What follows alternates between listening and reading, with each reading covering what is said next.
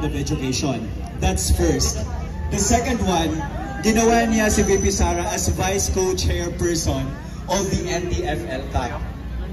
I know na marami sa atin dito ang nakakaalam that the purpose of NTF-ELCAC is labanan ang ating mga local communist groups. Tama, di ba? Tama! Now, on top of that, si VP Sara din, siya ang president ng Association of Southeast Asian Nations Education Council, the CIMEO. Siya ang president. And that's the reason why NAPOLCOM, National Security Council, Department of National Defense, nagbigay or gumawa ng Vice Presidential Security Group upang mapangalagaan ang ating Vice President sa tatlong tungkulin niya. Apat actually, Vice President of the Philippines, Vice Co-Chairperson of the NTF-ELCAC, President of the CIMEO Council, and DepEd Secretary. Now, ang nangyari guys, takot ako dito sa dalila.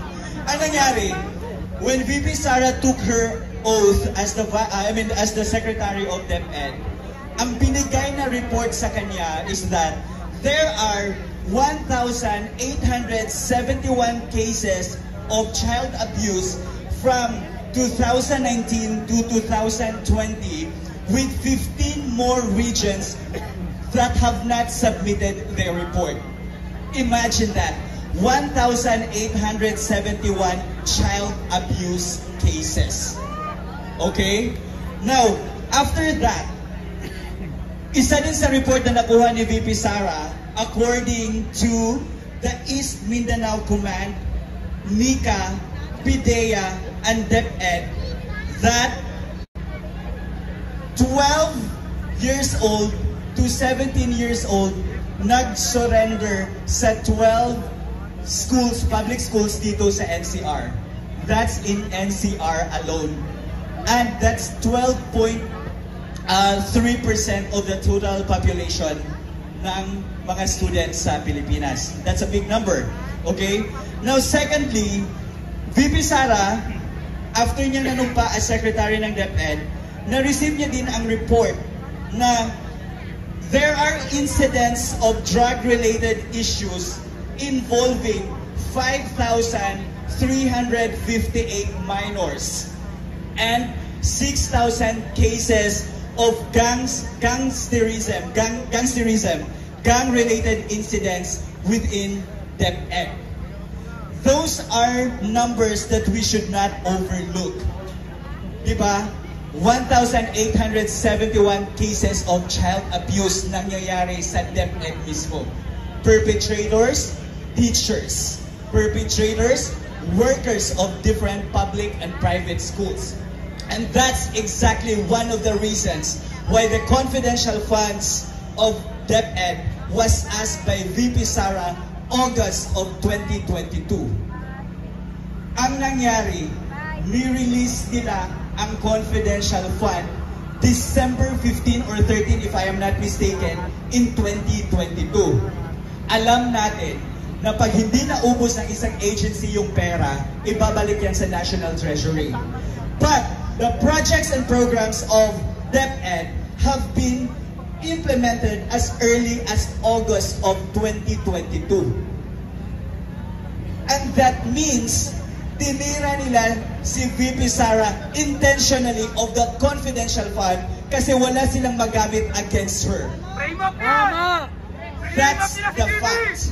Okay? Now, they also targeted the confidential funds of the Office of the Vice President.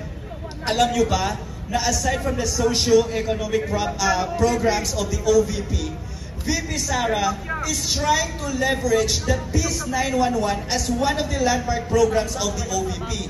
If you are from Davao, if you are from Mindanao, yung Peace 911 po, yan po ang reason bakit naging insurgency-free ang Davao City. Wala kaming NPA sa Davao City because of that project, Peace 911. Now, in order to implement the projects and programs of the OVP as well as the other socio-economic programs, kailangan yan ng surveillance. kailangan yan na may mga tao na nakakapagsasabi kung sino yung mga tao na nanggugulo sa lugar kung saan tinatayo ang mga satellite offices.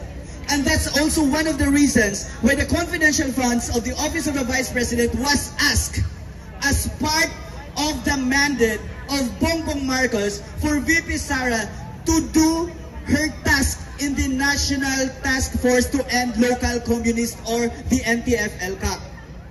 Anong ginawa? Nirelease ang pera December of 2022 na kung saan 15 days na lang gagastusin ng OVP.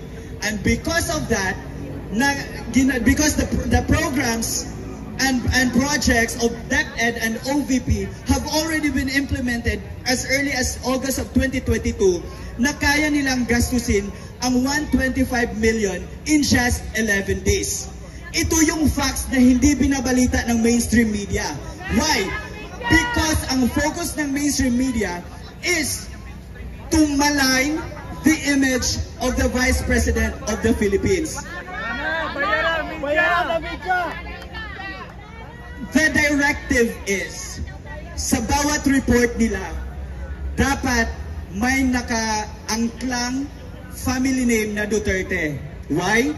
Because it would encompass everyone. It would malign the reputation of President Duterte, Digong. It would tarnish the reputation of VP Sara as the Vice President, and it would also include Pulong, Paulo Duterte, and Baste Duterte. So, the moment na ginagamit nila ang family name na Duterte sa media, the more it would be written as part of the history. So that's part of their demolition job. That's why as a writer, pinapaintindi ko sa inyo na you should not believe on everything you read and see on in mainstream media. Why? Because there are directives in place that they did just to demolish the Dutertes. Diba? Duterte! Duterte! Duterte! Duterte! Duterte! Duterte! Alright, so last point. Yung confidential funds, bago yung issues lahat, bago nag-meeting si Tambaluslos at ang Makabayan Bloc, ang sabi ng COA, the Office of the Vice President and DepEd, they have been complying to the requirements indicated on COA, on the Joint Circular 2015. Ang sabi, sinasubmit ng OVP yung mga lacking documents. If they are able to send out AOM or Audit Observation Memorandum to the DepEd and OVP, that's because they want the OVP to comply to the lacking requirements. So ang ginawa ni VP Sara, kinukomply niya. Halimbawa, nagsasabi yung COA, hey, wala kayong documentation sa event na ito or yung mga gastos dito, may nakulang na documentation. It did not satisfy the requirements that we impose on that certain project or program. Ang ginagawa ng OVP, they comply. Sinasubmit nila. Pero ano ang directive? Dapat gumawa ng AOM or Audit Observation Memorandum ang COA para siraan nila mismo si VP Sara na ang pera sa confidential fund ay na-corrupt. Eh hindi pa nga tapos ang audit. VP Sara still has until February of 2025 to comply with the requirements set by COA para mawala yung audit yung mga documents na hinahanap nila sa AOMs nila ay mawala. And that means to say, the moment the OVP and DepEd comply to those requirements na hinahanap ng COA, makli-clear si VP Sara sa confidential funds allegations against her. So kaya ngayon, minadali, di ba? That's the term. Parang na-finance track nila yung confidential fund para more issues ang lalabas. So ngayon, ginawa na nilang issue ang Mary Grace Piatos, yung Nova and everything. Well, in fact, that should be answered by the security sector. So ginagamit lang nila yan because wala na silang other arguments to bring VP Sara down. Okay? Now, people of the Philippines, to my beloved kababayan abroad and here in the Philippines, I implore all of you to stop believing the lies perpetrated by the Philippine National Police, the AFP, and the mainstream media.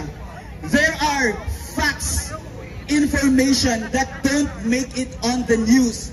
There are conversations, there are negotiations that don't make it online.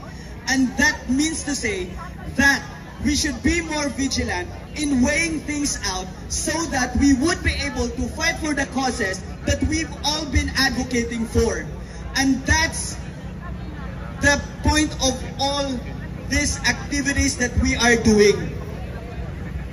Dapat, what's be vigilant pa in Tagalog?